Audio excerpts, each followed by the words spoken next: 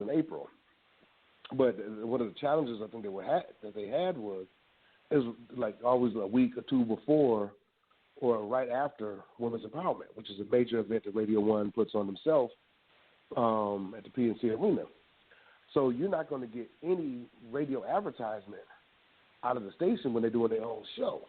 No matter how much money you spend, they're not going to give away your tickets because they got to watch their own bottom line. So so we moved it to the fall, and then talking to the ballpark, the season is over the last weekend of September.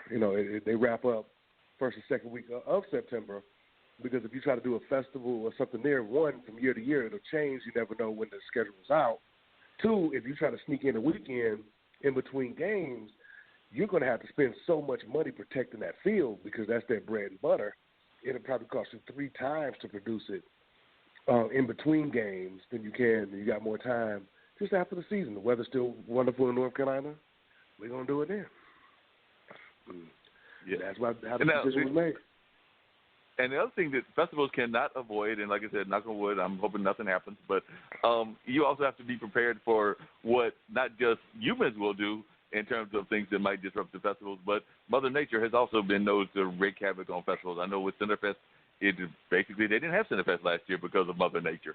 So they'll be coming back this year, but last year it was right around the season of hurricanes and things of that nature, so I think it was basically a washout. So I know there have been a couple of other ones, but as I remember, you're also that part of the year is pretty much the end of that kind of season. So the risks are a little bit less, I would think, in late September. I mean, it's a few that might pop up in October, but most of them that happen are usually in the that looks like more like the August, September, early part of September kind of time. But you don't really hear about that many that are late September, early October. I'm not saying they don't happen, but it seems like it's a less of a risk.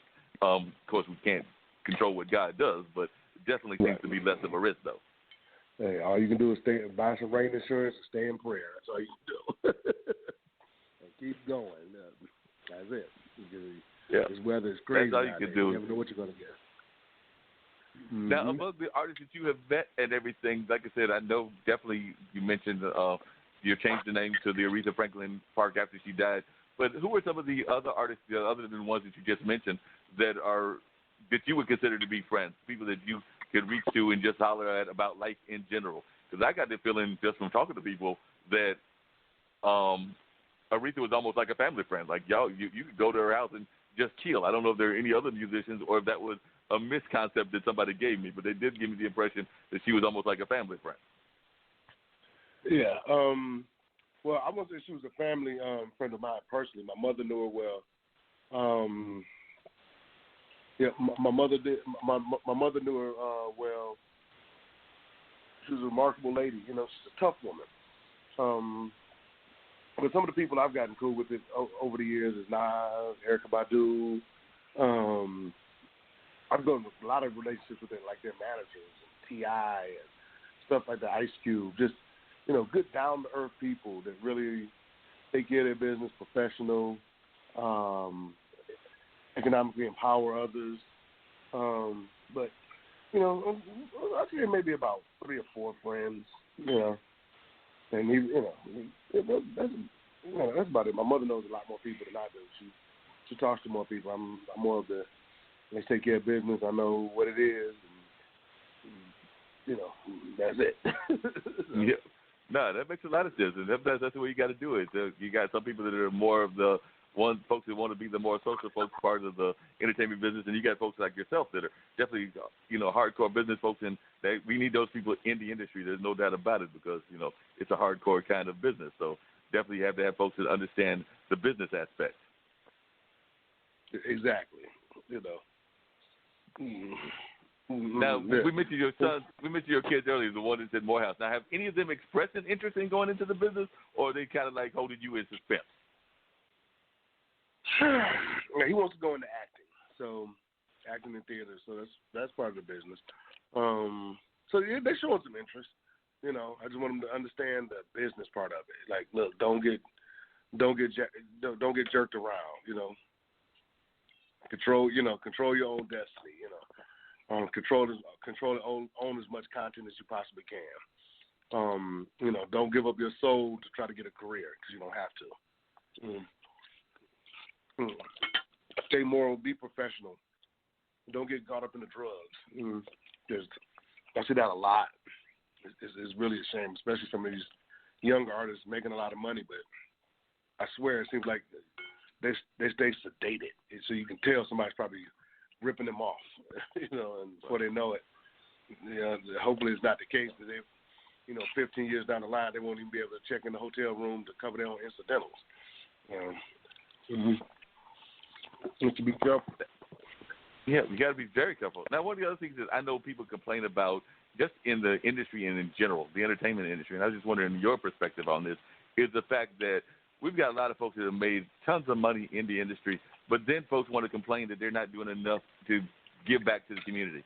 Now, I know for a fact that you do some stuff to give back to the community. You just mentioned you do stuff in your own kids' school and everything. But I was just wondering, what are some of the things that you're surprised about? I mean, are you ever surprised about that people are not giving back to the community as much? I mean, I'm oftentimes surprised that we don't see enough of our big-time stars that are making millions with their own record labels or their own production companies or things of that nature, or even try to get their own distribution companies. I know that's a hard business, but I know that there are folks with that kind of capital other than Oprah.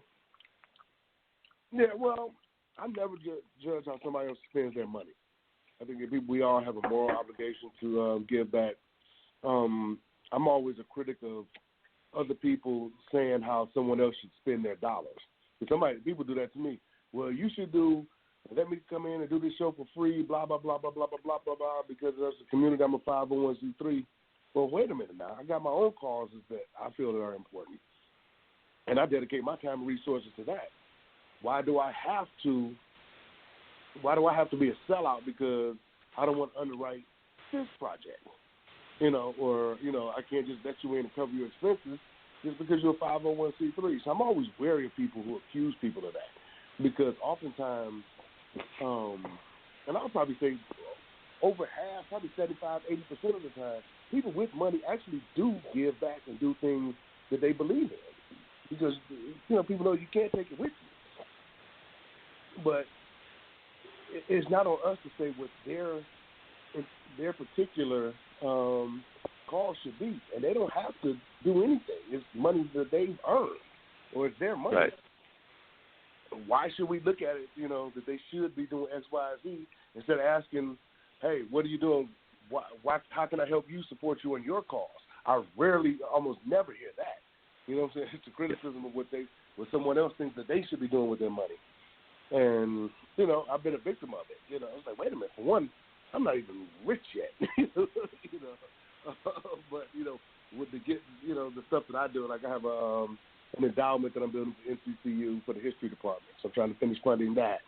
I do Meals on Wheels. A lot of different things that I just, that I enjoy doing that I believe in. For my resources, that's what I decide to do. To hell, somebody will tell me what I should be doing. That's not right. Yeah.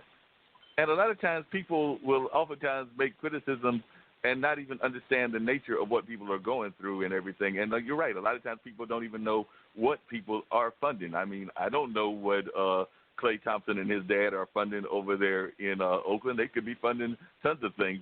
But, I mean, a lot of times the artists themselves or the athletes, they're not going to tell you what they're funding. They're going to give the money to the organizations, like you said, that they're involved in. And a lot of times, even when they're funding things, some of the things that they fund may not be necessarily what people think should be funded, but that doesn't mean it's not for a good cause. I mean, I remember my mom herself, she's retired now, but she ran the Golden Leaf Foundation for a number of years, and that was about funding different projects in rural areas to try to get people out of farming and into other kinds of industries. Now, they were in the news because the governor at the time didn't like some of the things that they funded, and some of these things that they funded might have been not necessarily what people, the average citizen, might not have been all about. But, I mean, I know that I believe they funded like some solar farms and some other things that people, might have criticisms about. But at the end of the day, and she funded definitely some things around Central, but at the end of the day, it was about, people putting in good proposals and making sure that it was a sound proposal. That's the other thing that I've always been shocked by, is that sometimes people will criticize not just the money that people give, but also wonder why they didn't get the money if they put in a proposal, like whether they put in a proposal to a private businessman like you, or they put it into a foundation. And I know a couple of times when I've talked to my mom about that, she's been sitting there going like, Mark, if I showed you the proposal, you would understand why they didn't get the money. Mm-hmm. Well, and some people complain and never even submit the proposal. Right. And those are the biggest complainants. Well, you should be doing this. Did you even put an instrument together to make what you're talking about even happen? And 9 times out of 10, that's the case. Like, you know, people just talking. You know. So, you know, I let people talk and just do the best that I can. You know, I try to uplift any community that I'm involved in, have local artists there. In the article, we have several, you know, artists from throughout the state to give them the opportunity to showcase their music. So we're doing the best we can, and I hope people come out, you know, September 27th and 28th, and show how, you know, what the Triangle's all about, what North Carolina's all about. You know, if they could do it down in New Orleans with Essence Festival, why can't we do it in Durham? Exactly. No, I agree. There's no reason. You know, the only thing that stops us is if we don't support it. You know, because if it ain't no, you know, you have to make money. Yep. No, I definitely want you to give that website for the Art of Cool one more time. I think I heard the bell again, so it means I got some other guests. But I don't want you to get off the phone. You can stay with me if you got a jet. I definitely understand you're a businessman. But if you can't stay, before you get off, if you give us the website and also any contact people if they want to reach out to the Dome Group. I know you're not one to give out because most business people aren't there personal emails, but you want to give them their contact information for the Dome Group if they've got some thoughts for you, or if they want to volunteer, because I know the Art of Cool is always looking for volunteers. So if you tell people how they can get in touch with you through Art of Cool as well as the Dome Group, that would be greatly appreciated. Yeah, it's AOCfestival.com or DomeGroupLLC.com. All of our contact information on both sites. You can send us emails, call the office. We're located right there in the Mutual Towers down there where Carl Webb is putting together. So we've got an office. We're headquartered down there, so if you're downtown Durham, you know, but the best way to do it is just shoot us an email, contact us on Instagram or Facebook. We respond to as many people as possible, as quickly as possible. It's AOCfestival.com, and I greatly appreciate you having me on. I appreciate you. Like I said, if you can stick around and maybe hear some of the other conversation, but if you've got it yet, I'll definitely understand that. Hey, Dean, who else we got? We got Desiree Walker standing by to get on the line. She'll be in just 1 second. Are you enjoying the smoothest conversation in podcasting? Straight Talk with Dean and Mark. Hi, this is DJ Smooth Jazz, syndicated radio host and co-owner of Portfolio Group LLC, your smooth jazz lifestyle and entertainment group with offices in Durham, North Carolina. Portfolio Group LLC specializes in promoting the lifestyle of smooth jazz listeners with the promotion of smooth jazz events and the distribution of African-American-owned wines. For more information, portfoliogroupllc.com, or you can swing by my secondary site, djsmoothjazz.com. Now back to Straight Talk with Dean and Mark. All right, Ms. Walker, welcome to Straight Talk with Dean and Mark. You're now on the line. Yeah, hello. How are you doing, Desiree? Doing great. How about yourself? We're doing good. Now, your people called us and got in touch with us, telling us about some things that you've got going on, because it seems to me like you've got some stuff going on in the healthcare industry. So if you want to tell us a little bit about that. And I want to say, correct me if I'm wrong, if I'm not remembering this correctly, but it seems to me that I first heard about what you're doing a Black Wall Street event or some other kind of event like that. Was that your company that was involved in that or not? Because I think I told your manager that I thought I remembered hearing that name at that time. Well, first of all, it's not my company, but I'm an investor in the company. So I'm not quite sure. Unfortunately, I can't answer that. So tell us a little bit about the company and why you decided to get invested in this. It sounds like it's a really powerful thing that y'all are doing and everything, because it sounds like y'all are trying to help people with health care, and, you know, it sounds like it's got an Uber kind of background, and we know the healthcare industry has got all kinds of things that are going on. People are definitely needing good health care.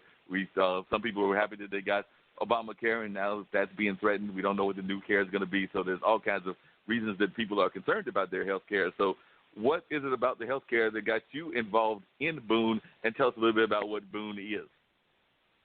Well, I'm a dentist, and I have a private practice in Lumberton, North Carolina.